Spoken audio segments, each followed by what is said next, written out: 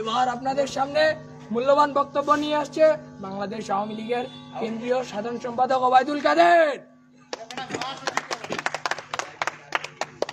আমরা করতালি দিয়ে অভিনন্দন জানাবো।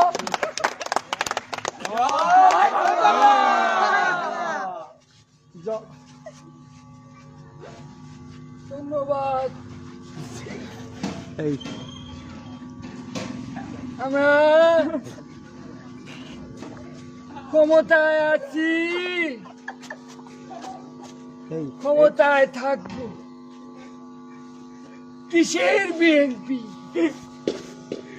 এখানে মাঠও আমাদের, রেফারিও আমাদের, বাসি বুসি যা দেবে আমাদের পক্ষেই দেবে।